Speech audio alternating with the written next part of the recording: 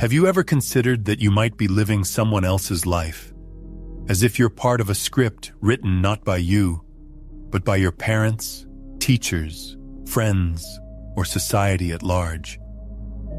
And somewhere deep inside, a voice whispers that something isn't right. Every day begins with putting on a familiar mask, fulfilling obligations, and interacting with people as if everything is fine.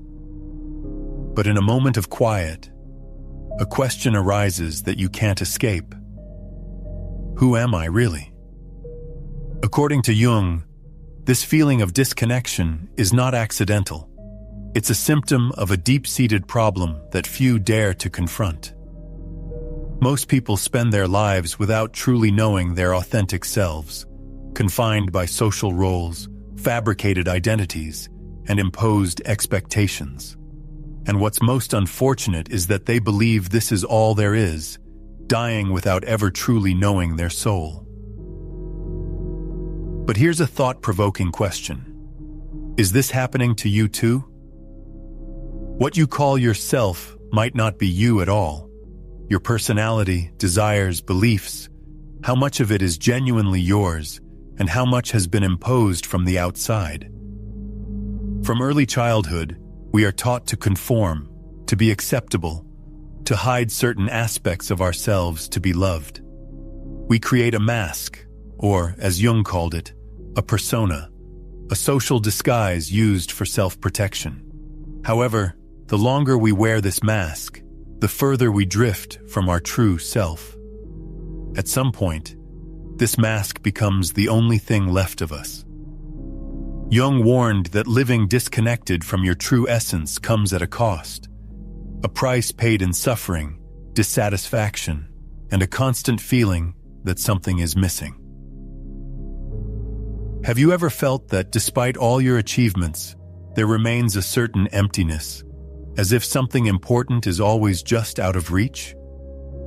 This happens because what you truly need is not external, not in a prestigious job, ideal relationships, or the approval of others, but within you, buried beneath layers of conditioning. The main question, however, is whether you are ready to delve into the depths of your psyche and discover who you truly are. This path won't be easy, as reclaiming your true self requires confronting everything that has been suppressed, forgotten, or distorted over the years. It means looking inward and facing those parts of yourself you might prefer to avoid. But it is also the only path to liberation. In this journey, we will explore the path that Carl Jung called individuation, the process of becoming whole, integrating all parts of yourself, and finally living in accordance with your true essence. Are you ready for this? From childhood, you learned that to be accepted, you needed to behave in certain ways. Perhaps you were taught to be polite, to not speak loudly, to not show anger, or to please others. Or perhaps you learned to be strong in everything, to hide your weaknesses, and to appear confident even when doubts tormented you internally. People, sometimes without even realizing it, begin to form an image that is not only their personal reflection, but also a projection of the expectations of the world around them. Carl Jung called this social facade the persona, a mask an individual wears when appearing in public, a carefully constructed version of themselves designed to conform to societal norms and demands. It's important to understand that everyone has this mask. One only needs to recall how behavior changes in a work environment, among family, with friends, or even in the virtual space of social media, to grasp the persona's influence on life. Undoubtedly, the persona plays an important role, facilitating social interaction. However, when a person fully identifies with this mask, a serious danger arises: the loss of connection with their own authenticity. Consider how many times you've said or done something just to gain others' approval. How often have you hidden your true thoughts and feelings, fearing judgment? How many times have you put on a smile when your heart was heavy? All of this indicates that at a certain point, the persona stops being merely a social role and begins to dominate the personality. The individual turns into an actor, playing a role they didn't even consciously choose. This is precisely the problem. The persona cannot satisfy the deep needs of the soul. It can bring recognition, but not fulfillment, compliments, but not true happiness. A life lived solely through the lens of the persona, in the long run, leads to a feeling of inner emptiness and dissatisfaction, where a person feels something is missing but cannot pinpoint what. And the more strongly a person clings to this mask, the further they drift from their true essence. But if the persona is not the true self, then who is the person truly? To answer this question, we must look at the other side of the coin, at that part of the personality that has been suppressed and relegated to the unconscious. Jung called this shadowy side the shadow, and it is with its exploration that the true search for one's self begins. However, it should be remembered that what is hidden in the shadow is not always easy to accept. If the persona is the mask a person wears to be accepted, then the shadow is everything they hide to avoid rejection. The problem is that suppressed feelings and desires do not disappear without a trace. On the contrary, they accumulate energy in the unconscious, acting from the shadows of the mind and influencing emotions, fears, and even life choices, often unconsciously. Jung described the shadow as the hidden side of the psyche, consisting of everything that has been suppressed throughout life. Forbidden desires, restrained anger, weaknesses a person doesn't want to admit, traumas they try to forget. And what's worse, many elements of the shadow are not negative at all. They are simply aspects of the personality that were, at some point, deemed unacceptable. Perhaps as a child, a person was overly curious but was called annoying and learned to be silent. Perhaps they felt anger but were taught it was wrong, and now they suppress their frustrations until they erupt uncontrollably. Perhaps they showed sensitivity, but society convinced them it was a weakness, and so they learned to hide their true feelings. All these rejected parts of the personality have not disappeared. They have merely hidden in the shadow, waiting for their moment to manifest. Indeed, these shadow manifestations make themselves known. Recalling moments of sudden anger followed by remorse, or bouts of envy that a person tries in vain to hide even from themselves, or an inadequate reaction to criticism. Everyone can recognize moments when the shadow triumphs. When there is no conscious work with these dark sides, they manifest in distorted forms, undermining relationships, careers, and self-esteem. However, contrary to popular belief, the shadow is not an enemy. It is precisely within it that valuable qualities of the personality are hidden: creativity, authenticity, and inner strength.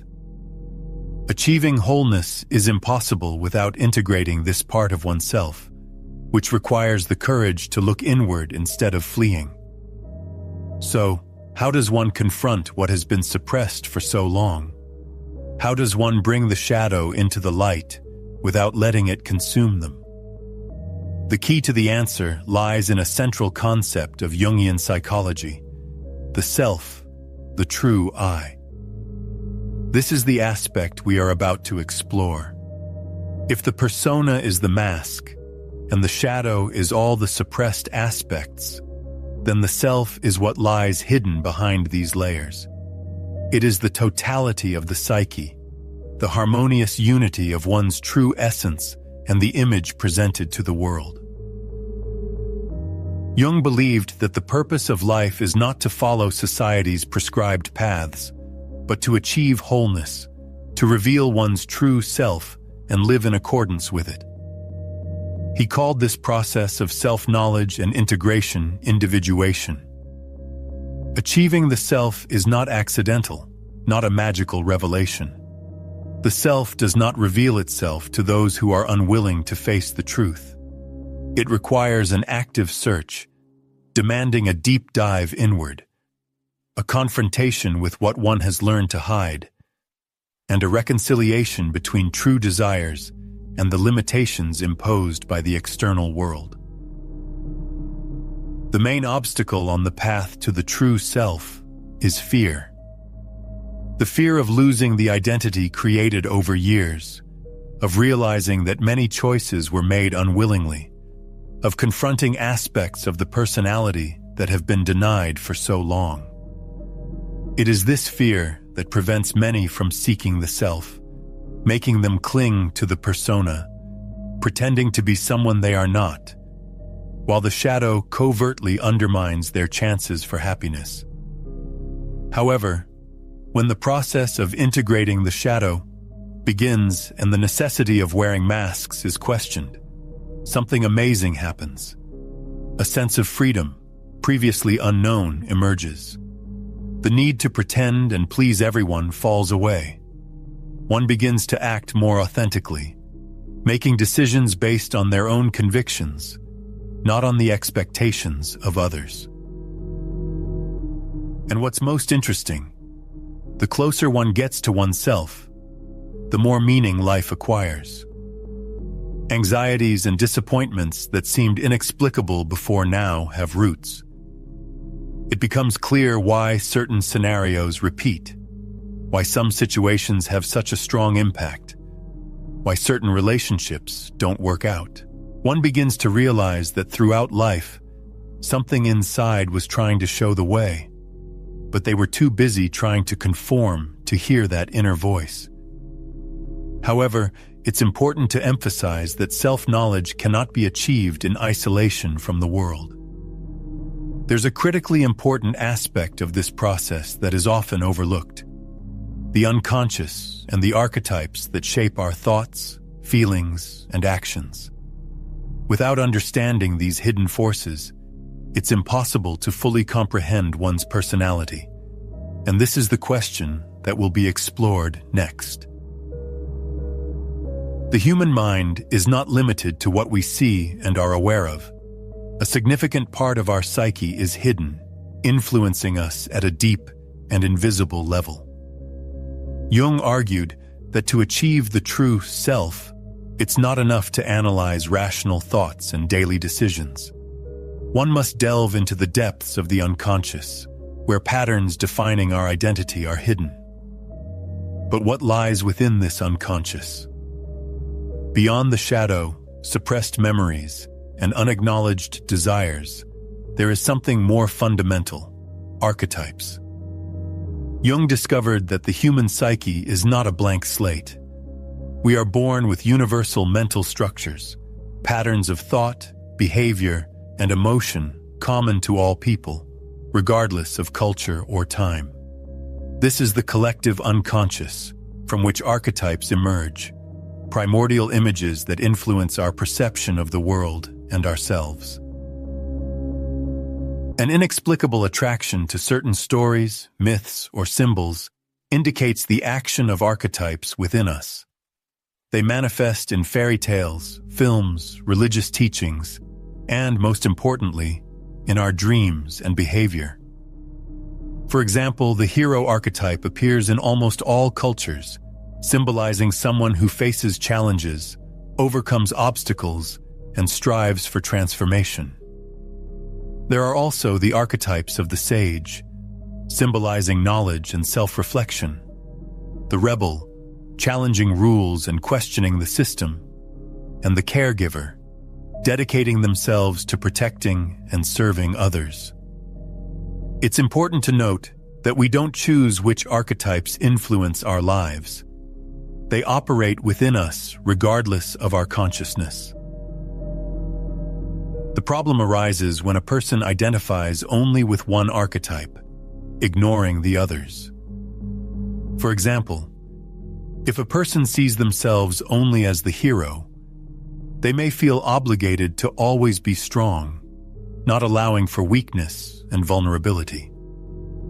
If a person lives exclusively in the role of the caregiver, they may dedicate their life to satisfying the needs of others, forgetting about themselves. The search for the true self involves balancing these archetypes, recognizing the dominant ones, and integrating those that have been neglected. But how do archetypes manifest in our lives? The answer can be found in dreams, impulses, and recurring patterns that we are not aware of. Ignoring these manifestations means ignoring a substantial part of oneself. This is why many people feel lost. They are unaware of the existence of invisible forces shaping their desires, decisions, and existential crises. However, the key point is this: unconscious archetypes take over the personality, dictating behavior patterns, fueling insecurity, and determining the nature of relationships. At the same time, recognizing and integrating these archetypes provides an opportunity to take control of one's destiny, to become the author of one's own story.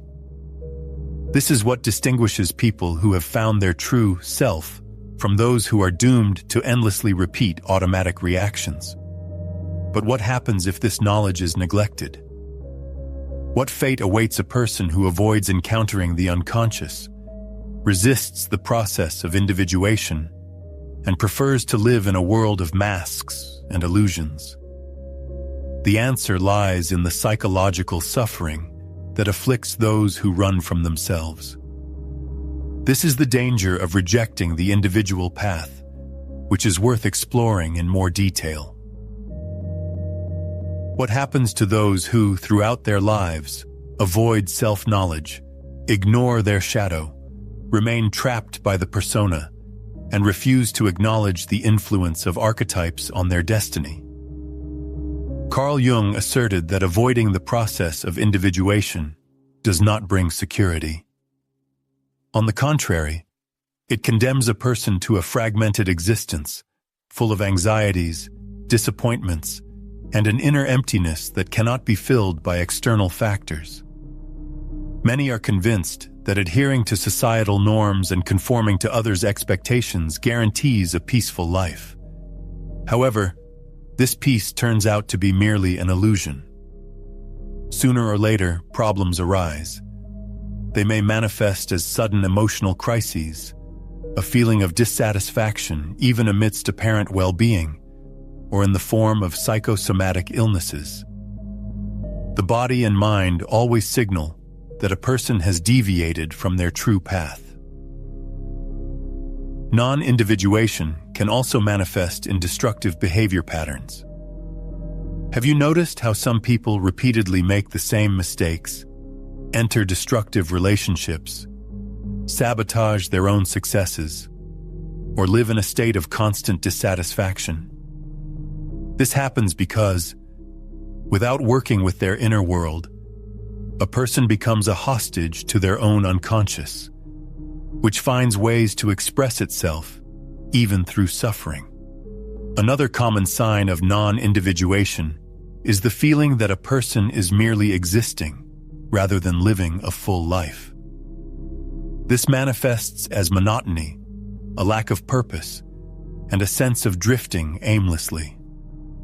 Such is the reality for many people who have never questioned whether they are truly living the life they chose.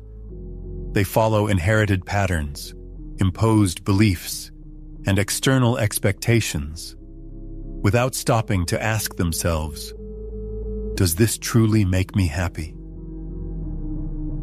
The most dangerous consequence is resentment. By ignoring one's true essence, a person inevitably experiences anger, often without realizing its cause. This anger can be directed outwards, with the person blaming the world, the system, family, or society for their misfortunes. Or it can be turned inwards, leading to depression, self-sabotage, and a deep alienation from oneself. However, there is a way out of this situation. There is an opportunity to break the vicious cycle and escape this invisible cage that limits freedom. The key to liberation lies in the courage to face reality, to question established illusions, and to strive for individuation, the process of becoming a whole person. This path doesn't promise to be easy. It will require considerable inner strength, determination, and a willingness to look into the darkest corners of your soul, even if what you see there turns out to be unpleasant. And so we arrive at the culmination of our discussion.